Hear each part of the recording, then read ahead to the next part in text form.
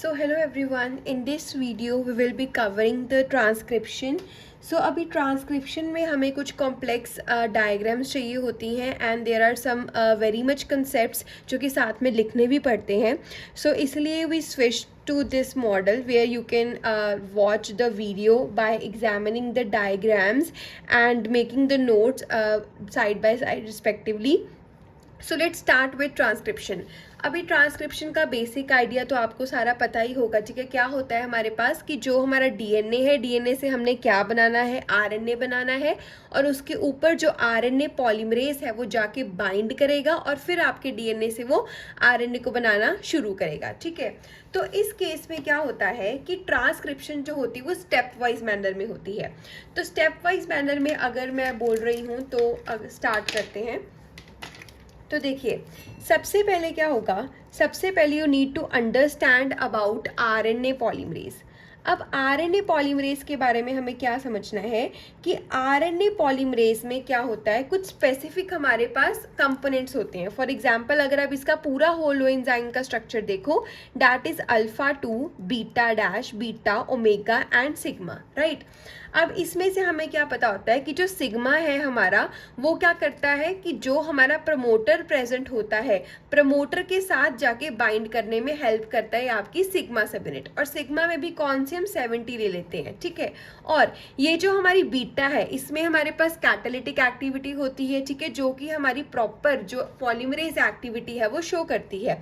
Omega जो कि इन सभी का किसके लिए ज़रूरी होती है, सभी की असेंबली के लिए ज़रूरी होती है. ठीक है, अब देखो ये जो हमारे रीजन्स हैं, अल्फा 2 हो गया, बीटा डैश हो गया, बीटा हो गया, ओमेगा हो गया, सिग्मा हो गया, इन सभी में क्या होता है, इन सभी में कुछ हमारे पास कंजर्व्ड डोमेन्स होते हैं और उन डोमेन्स का स्ट्रक्चर पढ़ना हमारे पास ज़रूरी होता है. क्यों?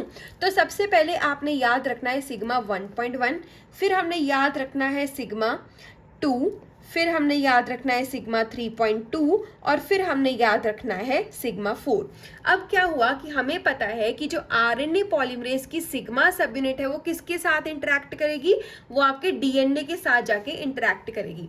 अब इस सिग्मा सब यूनिट के अंदर भी देखो कुछ डोमेन्स है. अब ये डोमेन्स में क्या है कि जो सिग्मा 1 का फर्स्ट डोमेन है वो बहुत ही ज़्यादा कंजर्व्ड है, उसका ये वाला डोमेन उसके साथ इंटरैक्ट कर रहा है, इसका सेकंड इंटरैक्ट कर रहा है, इसका 3 के अंडर भी जो सेकंड रीजन है वो इंटरैक्ट कर रहा है. तो ऐसे इनकी नेमिंग होती है.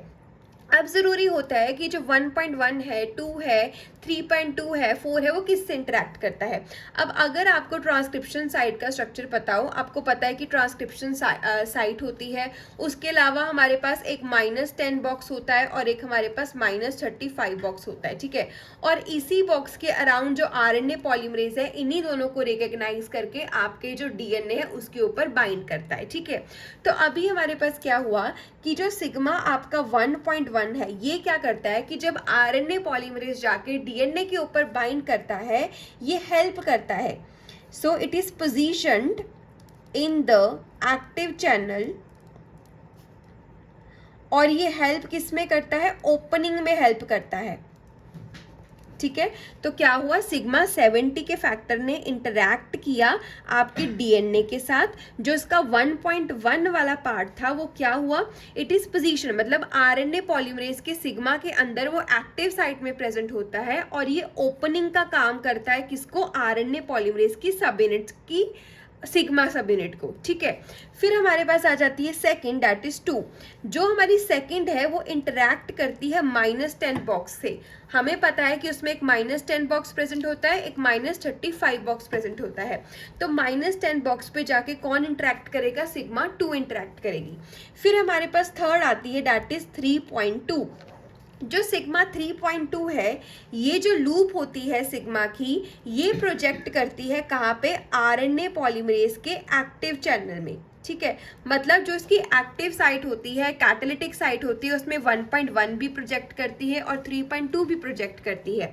और ये काम क्या करती है, एक्टिव साइट चैनल, मतलब कि जब आप स्ट्रक्चर पूरा हम डायग्राम से देखेंगे तो पता लगेगा कि वहाँ पे ये वाली साइट है, एक्टिव साइट है आरएनए पॉलीमरेज की, और उसके अंदर हमारी सिग्मा 3.2 प्रेजेंट है. ठीक है, so this loop projects into the RNA polymerase active site channel. ठीक है, और जो सिग्मा 4 है, सिग्मा 4 है, it interacts with your -35 box, ठीक है।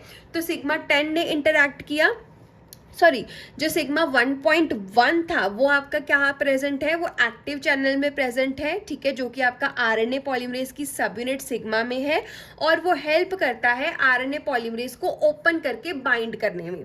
जो सिग्मा 2 है वो आपकी इंटरैक्ट करती है डायरेक्टली -10 के साथ। जो सिग्मा 3.2 है, ये जो लूप है वो इंपॉर्टेंट होती है, और ये कहाँ पे प्रेजेंट होती है, ये आरएनए पॉलीमरेज की एक्टिव साइट। एक्टिव साइट मैंने कहा जहाँ पे ये सारी कुकिंग हो रही है, where all this process is happening, where your DNTPs are added and they are converted, where your RNA polymerase is performing its activity, तो वहां पे प्रेजेंट होते हैं। अब एक और चीज, अगर आप RNA polymerase की कैटालिटिक साइट को देखोगे तो वहां पे हमेशा मैग्नीशियम प्रेजेंट रहता है। तो जहां पे मैग्नीशियम होगा आपको पता लग जाएगा कि वहां पे सिग्मा जो आपकी 3.2 है वो भी प्रेजेंट है, ठीक है। तो वहां से हमें पता लगता है कि ये एक्टिव साइट है आपकी आरएनए पॉलीमरेज की। तो हम शुरू करते हैं। तो देखो, सबसे पहले जब आपको दिख रहा है that is the closed complex. Closed complex हमने क्यों बोला, क्योंकि देखो ये जो आपका ब्लू और ब्लैक कलर में आपको स्ट्रक्चर दिख रहा है दैट इज योर डीएनए, और इस डीएनए में जो आपको ये ग्रे कलर का सारा पार्ट दिख रहा है that is your RNA polymerase. और इस आरएनए पॉलीमरेज में देखो आप मैग्नीशियम प्रेजेंट है, तो जहां पे मैग्नीशियम प्रेजेंट है हमने क्या बोला था, वो आरएनए पॉलीमरेज की कैटालिटिक साइट है। और इस कैटालिटिक साइट में देखो कौन सी लूप प्रेजेंट आ रही है, 3.2 प्रेजेंट है। और इसी कैटालिटिक साइट के पास हमने बोला था 1.1 भी प्रेजेंट होगी, जो कि ओपनिंग में क्या करेगी, हेल्प करेगी। अब देखो ये जो येलो कलर से आपको दिख रहा है दैट इज योर -10 बॉक्स, और -10 बॉक्स के साथ कौन इंटरेक्ट करेगा, अल्फा 2। अब जो अल्फा 4 आप देख रहे हो ये किसके साथ इंटरेक्ट कर रही होगी, इंटरेक्ट कर रही होगी आपके -35 बॉक्स के साथ, ठीक है। So sigma 70 it interact with the core polymerase and DNA, ठीक है। Sigma 1.1 which is positioned in the active side channel which helps to open it, sigma 2 which is interacting with your -10 box, then sigma 3.2 loop which is descending into the active site of your RNA polymerase channel, and sigma 4 which is interacting with the -35 box, ठीक है। तो ये आपका सारा बन गया closed complex, ठीक है। सो क्लोज्ड कॉम्प्लेक्स में बस आपको ये बताना है कि कौन कहाँ पे जाके बाइंड किया। अब उसके बाद थोड़ा सा डीएनए को क्या करना पड़ेगा, ओपन करना पड़ेगा, ठीक है। तो यहाँ पे क्या होता है, हमें पता है कि जो अगर आप -10 बॉक्स की बात करो, -10 बॉक्स में जो सीक्वेंस होती है that is start sequence, right, that is your start sequence. और ये हमें पता है ये कौन सी सीक्वेंस होती है, ये आपकी कंसेंसस सीक्वेंस होती है। तो इसमें क्या होता है, जब इसकी ओपनिंग करनी होती है ना, तो व्हाट विल हैपन, जैसे ही आपका आरएनए पॉलीमरेज आके बाइंड करेगा और इंटरैक्ट करेगा -10 सब यूनिट के साथ, वहां पे क्या होगा, जो फर्स्ट एडेनाइन होगा, ये जो फर्स्ट एडेनाइन होगा वो फ्लिप कर जाएगा into the hydrophobic pocket of your sigma. क्या होगा, ये जो फर्स्ट एडेनाइन है, this first adenine will flip out into hydrophobic pocket in sigma, जिसकी वजह से triggering which will trigger the recognition, जहां पे आपका रिकग्निशन हो जाएगा, ठीक है। So it flips out into the hydrophobic pocket. Now you can see ये जो आपको डीएनए मेल्टिंग दिख रही है ना, तो उसकी हाइड्रोफोबिक पॉकेट में जो आपका एडिनाइन है वो चला जाएगा, फ्लिप हो जाएगा, जिसकी वजह से जो सिग्मा है वो बाकी सारे बेसिस को भी क्या कर पाएगा, रिकग्नाइज कर पाएगा। It can recognise the all other boxes also, ठीक है। अब उसके बाद क्या होगा कि जो आपका आरएनए पॉलीमरेज होगा ना, उसके अंदर 4 हाईली कंजर्व्ड अमाइनो एसिड्स होते हैं, और उन हाईली कंजर्व्ड अमाइनो एसिड्स आप याद रखना as a name of wifey, wifey करके नाम रखना कुछ मर्जी। So this is WYF, wife, ठीक है। तो वाइफी करके आपके पास प्रेजेंट होंगे, क्या प्रेजेंट होंगे, आपके पास ये कहाँ पे प्रेजेंट है, ये प्रेजेंट है आपके आरएनए पॉलीमरेज में, ठीक है। तो पहले क्या हुआ, आपका एडेनिन फ्लिप कर गया, कहाँ पे फ्लिप किया, हाइड्रोफोबिक पॉकेट में फ्लिप किया, जिसकी वजह से जो आरएनए पॉलीमरेज है उसने बाकी -10 बॉक्स को, जो भी आपके टार्ट में बाकी सारे अमाइनो एसिड्स थे उनको रिकॉग्नाइज किया। उसके बाद हमने देखा कि 4 highly conserved amino acids F, Y, W and W present होते हैं, कहाँ पे, they are present in sigma 2.3, जो कि इंटरैक्ट करते हैं -10 बॉक्स के बेसिस के साथ on the non template strand, ठीक है। तो अब इससे हमारा एक एक्टिव साइड चैनल बन जाता है। तो मैंने आपको क्या समझाया कि देखो ये आपका डीएनए स्ट्रैंड था, ये आपका नॉन टेम्पलेट स्ट्रैंड हो गया, सपोज ये आपका नॉन टेम्पलेट हो गया, ये आपका टेम्पलेट हो गया, ठीक है। तो हमने बोला कि -10 बॉक्स में आपके पास टी सीक्वेंस बैठी थी। जैसे ही आरएनए पॉलीमरेज आया उसने एडेनाइन को अपनी हाइड्रोफोबिक पॉकेट में फ्लिप कर दिया, जिसकी वजह से वो बाकी अमाइनो एसिड्स को रिकॉग्नाइज कर पाया। और दूसरी चीज वहां पे क्या हुई कि आरएनए पॉलीमरेज में जो उसके पास कंजर्व्ड 4 अमाइनो एसिड रेसिड्यूज थे, इन्होंने इंटरैक्ट किया नॉन टेम्पलेट स्ट्रैंड्स पे जो आपके बेसिस थे उनके साथ, ठीक है। तो ऐसे आपका रिकग्निशन जो है वो कंप्लीट हो जाता है। और इसी के साथ हमारे पास क्या होगा कि डाउनस्ट्रीम डीएनए सेगमेंट जो वो बेंड कर जाएगा, जहाँ पे आपकी एक्टिव साइड चैनल होगी और ये मेल्टिंग हो जाएगी, ओपन कॉम्प्लेक्स बन जाएगा, डीएनए मेजर चैनल में एंटर हो जाएगा आरएनए पॉलीमरेज के। जो मेजर चैनल को हमने बोला था कैटालिटिक चैनल, जहाँ पे ये सारा कुछ होगा, ठीक है, वहाँ पे ये जाके अकम्पनीड हो जाएगा, ठीक है। और उसके अलावा एक और चीज़ यहाँ पे होगी, 1.1 का एग्जिट होगा। अब देखो 1 हमने क्या किया था, जब हमने 1.1 किया था वो क्या कर रहा था, एक्टिव चैनल को ओपन करने का काम कर रहा था। जब एक्टिव चैनल ओपन हो गया, उसके अंदर डीएनए घुस गया, तो 1.1 का अब कोई काम नहीं रहा, तो अब वहां से वो चला गया, ठीक है। तो ये आपका सारा प्रोसेस हो गया। क्लोज्ड कॉम्प्लेक्स में हमने सिर्फ ये बताना है कि जो आरएनए पॉलीमरेज है उसकी 1.1, उसकी 2, उसकी 3.1 और उसकी 4 किस किस के साथ इंटरैक्ट करी है।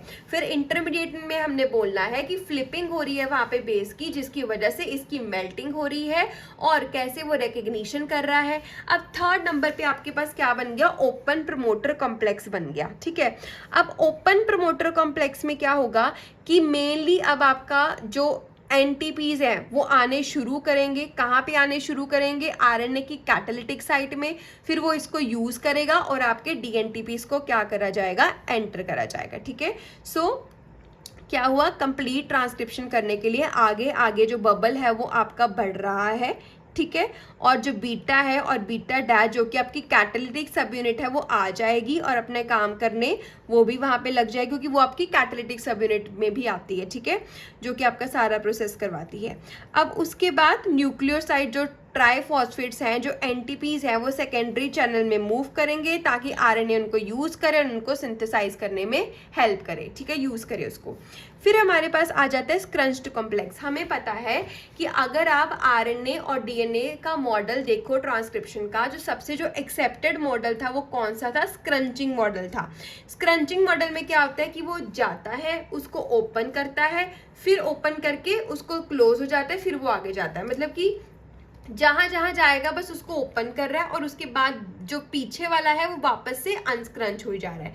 तो ये हमारा स्क्रंचिंग कॉम्प्लेक्स था। तो यहाँ पे उन्होंने स्क्रंचिंग कॉम्प्लेक्स को शो किया हुआ है। फिर प्रमोटर एस्केप में क्या होता है कि इस सारे प्रोसेस में कुछ सिस्टम में एनर्जी स्टोर होती है और वो एनर्जी फिर यूज की जाती है प्रमोटर की इंटरैक्शंस को तोड़ने के लिए, ठीक है। तो उसमें आरएनए पॉलीमरेज होलो एंजाइम और इनिशिएशन साइट के इंटरैक्शंस को तोड़ा जाता है। जो सिग्मा 3.2 लूप है जो कि हमारे एक्टिव चैनल में होती है उसको बाहर निकाला जाता है, ठीक है। उसकी डिस्प्लेसमेंट से क्या होता है कि जो सिग्मा 4 है वो -35 से हट जाती है, ठीक है। तो प्रमोटर एस्केप में हमारा क्या हो रहा है, प्रमोटर एस्केप में हमारा क्या हो रहा है कि जो सिग्मा 3.2 है जो कि हमारी कैटालिटिक लूप में एक्सटेंडेड होती है, ये रिटार्ड हो जाती है, ये वापस आ जाती है। और जिसकी वजह से जो सिग्मा 4 है उसकी जो 35 बॉक्स से इंटरैक्शंस है वो क्या हो जाती है, वीक हो जाती हैं। और इसी वजह से जो प्रमोटर है वो उससे जो हमारी इंटरैक्शंस है उनको तोड़ देता है, ठीक है। अब उसके बाद हमारे पास you can see further transcription elongation complex दिखाया हुआ है कि कैसे वो आगे आगे जो आपका बन रहा है आरएनए वगैरह, ठीक है, और कैसे वो यूज़ हो रहा है, ठीक है। So this was all about this. अगर आपने आरएनए पॉलीमरेज की सब यूनिट्स देखनी है तो that I can also show you, just wait a minute.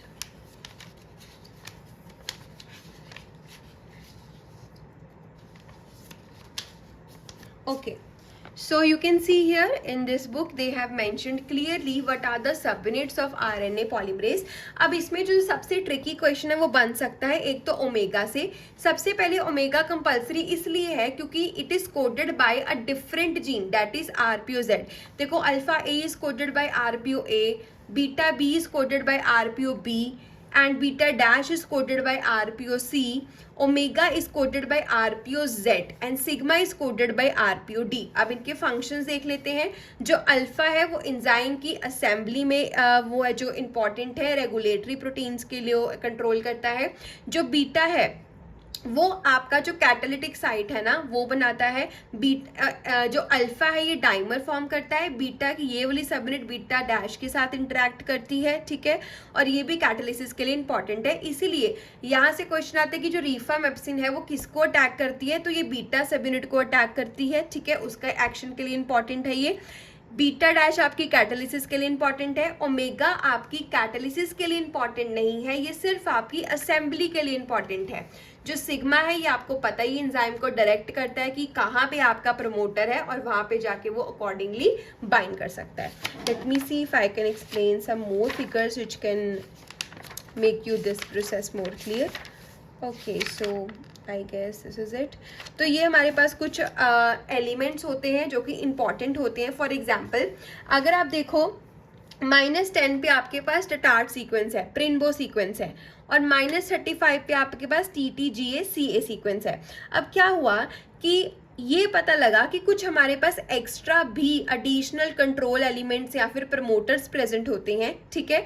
तो जैसे कि सबसे पहले हम देख रहे हैं यूपी एलिमेंट। जो यूपी एलिमेंट है ये -35 बॉक्स के अपस्ट्रीम रहता है, -57 से -38 तक इसका रहता है, ठीक है, जो यूपी एलिमेंट है। You can C okay, so UP element है आपका, ये कहाँ पे रहेगा, ये -57 टू -38 रहेगा, ठीक है। ये आपकी सेम वे -10 से टार्ट सीक्वेंस प्रिनबो बॉक्स आ गया, ये आपका -35 बॉक्स आ गया, उसके अपस्ट्रीम यूपी एलिमेंट आ गया, एक्सटेंडेड हो गया ये आपका जो -10 के साथ होता है, और इसकी कंजर्व सीक्वेंस आपकी होती है TGN, ठीक है, 5 प्राइम से 3 प्राइम तक। जो N है वो किसी भी न्यूक्लियोटाइड को डिनोट किया गया है, ठीक है। उसके अलावा आप देखो डिस्क्रिमिनेटर रीजन है जो कहाँ पे लोकेटेड है, बिटवीन -10 बॉक्स और +1 जो आपकी ट्रांसक्रिप्शन साइट है उसके अंदर, और इसकी अगर आप कंजर्व सीक्वेंस देखो तो GGG होता है, ठीक है। So this was the major thing जिसमें आपने प्रमोटर्स भी देख लिए कितने टाइप के होते हैं, आपने सारा मैकेनिज्म भी देख लिया, RNA पॉलीमरेज का स्ट्रक्चर भी देख लिया। So if you want further in depth detail about the core concepts, do write in the comment section, and if you do want the notes of this chapter or pictures from this chapter, you can just comment in the comment section. So if you like the video, do subscribe the channel. Thank you everyone.